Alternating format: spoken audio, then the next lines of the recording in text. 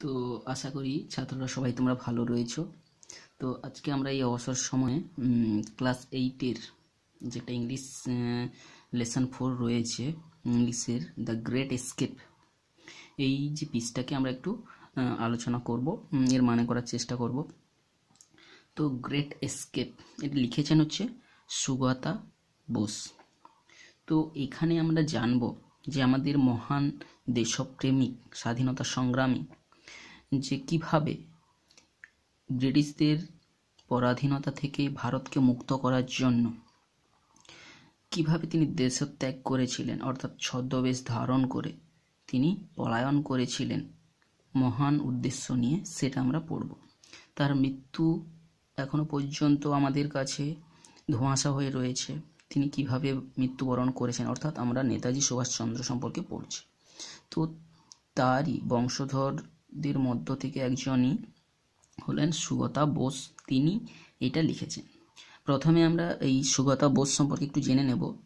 ইনি প্রকৃতপক্ষে কে না, Sugata Bose is a historian, author and the Gardiner Professor of Oceanic History and Affairs at Harvard University। তো দেখতে পাচ্ছি ইনি হার্ভার্ড ইউনিভার্সিটির ইতিহাস বিভাগের এবং ওশানোলজি ডিপার্টমেন্টের একজন প্রধান যে গার্ডিনার প্রফেসর।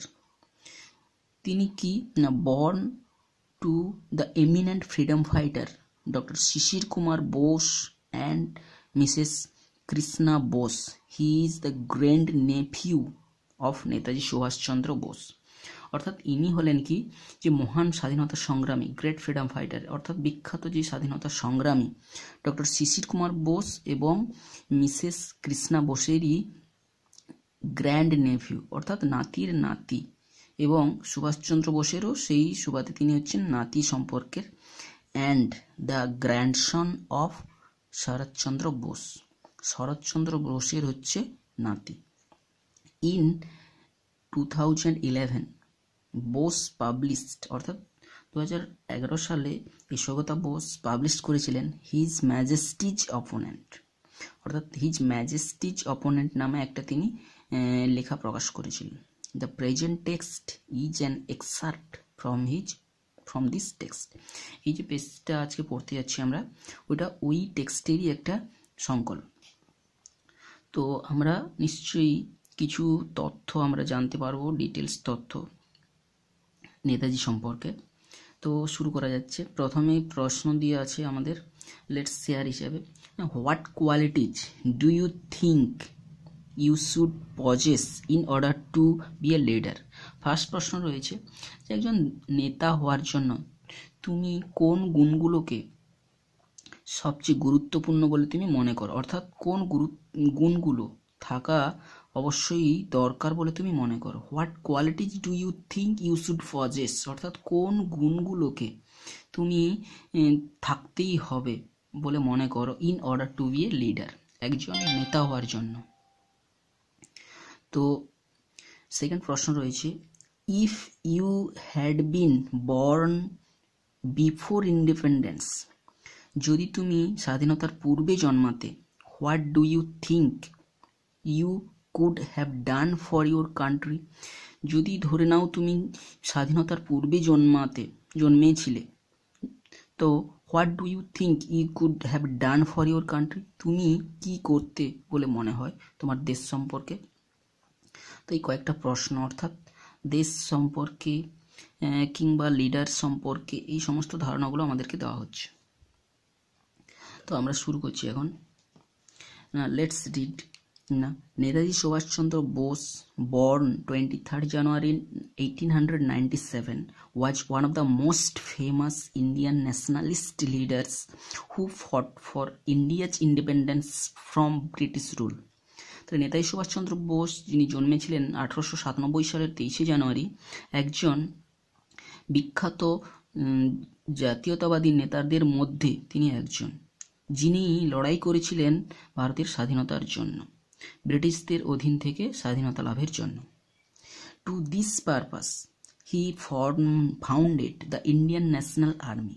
এই উদ্দেশ্যে তিনি ভারতের জাতীয় দল তিনি গঠন করেছিলেন, Indian National Army, which included a women's regiment too, যেটার মধ্যে একটা মহিলাদেরও যে বিভাগ ছিল, রেজিমেন্ট অর্থাৎ একটা দল ছিল, মহিলাদের সংগঠনও ছিল। In 1941 the British government put Subhas under house arrest. 1941 সালে কি হয়েছিল না, ব্রিটিশ সরকার সুভাষচন্দ্র বোসকে গৃহবন্দী করেছিলেন।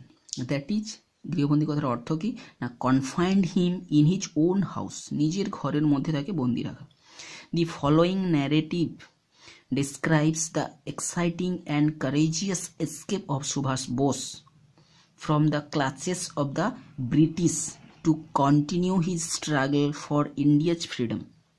এই যে নিম্নের যে আমরা বর্ণনাটা পড়ব, ন্যারেটিভটা পড়তে যাচ্ছি, একটা মানে উত্তেজনাপূর্ণ এবং সাহসীপূর্ণ একটা পলায়ন সম্পর্কে, কার না, সুভাষচন্দ্র বোসের। সেই যে ভারতীয় ইংরেজদের যে পাঞ্জা থেকে, যাকে বলে ইংরেজদের পাঞ্জা থেকে তিনি কিভাবে নিজেকে মুক্ত করেছিলেন, তার যে স্বাধীনতা সংগ্রামের লড়াই চালিয়ে যাওয়ার জন্য কিভাবে তিনি সেখান থেকে পলায়ন করেছিলেন, তাদের সেই দৃঢ় বন্ধন থেকে, অর্থাৎ তাদের সেই দৃষ্টি থেকে, গোচর থেকে কিভাবে নিজেকে সরিয়ে নিয়ে চলে গেছিলেন, সেটা আমরা পড়ব। তো এটা হচ্ছে জাস্ট ইন্ট্রোডাকশন সম্পর্কে রয়েছে। এরপরে পিসটা আমরা শুরু করছি। Now, looking pale and thin, with a bushy, half-grown beard, Subhash was reclining on his pillows when Sisir, his nephew, entered Subhash's bedroom that December afternoon. অর্থাৎ লুকিং পেইল অ্যান্ড থিন, অর্থাৎ দেখাচ্ছিল বিবর্ণ এবং রোগা ফ্যাকাশে মুখ বিশিষ্ট দেখাচ্ছিল, তার সঙ্গে সঙ্গে কি উইথ বুসি হাফ গ্রোন বিয়ার্ড, অর্থাৎ অর্ধেক খোঁচা খোঁচা দাড়ি সহ সুভাষ কি করছিল, ওয়াজ রিক্লিনিং, ফার্স্ট কন্টিনিউয়াস টেন্সে হচ্ছে অর্ধ শোয়া হয়ে শয়িত ছিল, অন হিজ পিলোজ, তার বালিশের উপর ঠেস দিয়ে। হোয়েন শিশির, যখন শিশির তার নেফিউ এন্টার সুভাষ বেডরুম, সুভাষের সেই শয়ন ঘরে প্রবেশ করলো। দ্যাট ডিসেম্বর আফটারনুন, সেই ডিসেম্বর মাসের বিকালবেলা, অর্থাৎ 1 ডিসেম্বরের বিকালবেলা সুভাষের যে ভাইপো, যার নাম শিশির, সে হচ্ছে সুভাষের শোবার ঘরে এলেন। যখন সুভাষ কিনা তার বালিশের উপর অর্ধ শয়ন অবস্থায় শুয়েছিল এবং তাকে দেখতে এবং রোগা এবং বিবর্ণ দেখাচ্ছিল এবং তার দাড়ি বেরিয়ে গেছিল অর্ধেকটা মুখ জুড়ে, সেরকম একটা condition. Subhas made him sit to his right on the bed, Subhas কি বললো, তাকে মেড হিম সিট, তাকে বসতে বললো, টু হিজ রাইট, তার ডান দিকে, বিছানার ডান দিকে, বিছানাতে তার ডান দিকে বসতে বললেন। লুকিং ইন্টেন্সলি অ্যাট শিশির, গভীরভাবে শিশিরের দিকে তাকালো, অর্থাৎ তাকে বসতে দিল এবং তারপরে তার দিকে গভীরভাবে শিশিরের দিকে তাকালো।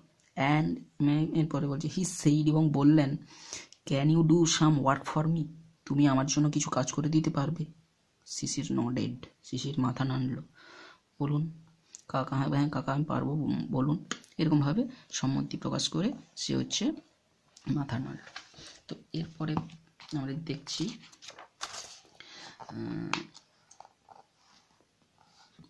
the task as it turned out was to help plan and carry out Subhash's escape from India.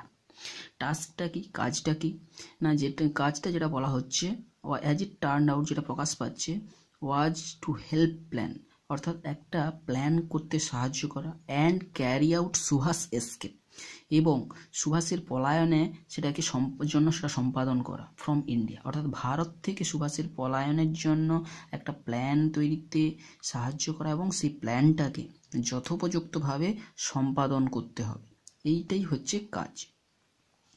Shishir would have to drive his uncle in the dead of the night, শিশিরকে কি করতে হবে না, গাড়ি চালিয়ে নিয়ে যেতে হবে তার কাকাকে সেই মধ্যরাত্রে, dead of the night means সবাই যখন অর্ধ ঘুম মানে গভীর ঘুমে আচ্ছন্ন হয়ে পড়বে সেই রাত্রিতে, সেই গভীর রাত্রিতে তাকে নিয়ে যেতে হবে to the rail station far away from Calcutta, কোনো একটা রেল স্টেশনে অনেক দূরে, যেটা কলকাতা থেকে।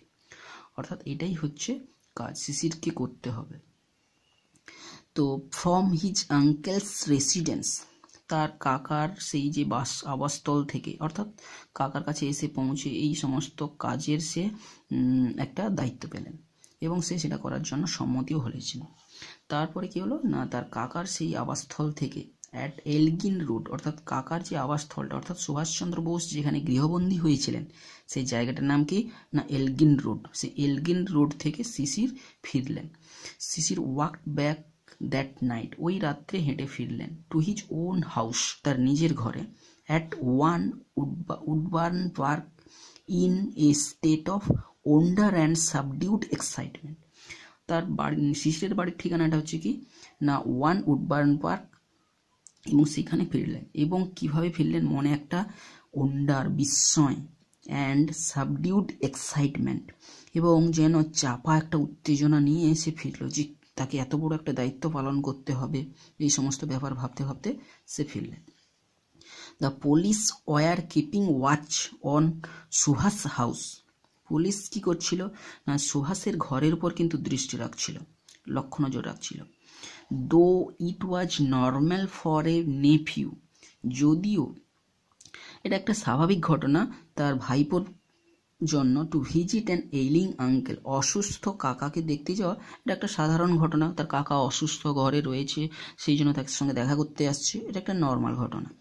Subhash had an additional excuse, যেখানে সুভাষের একটা অতিরিক্ত, অর্থাৎ আরও একটা সেখানে তার অভিযোগ দেখাতে পারত ফর মিটিং হিজ নেভিউ, যে তার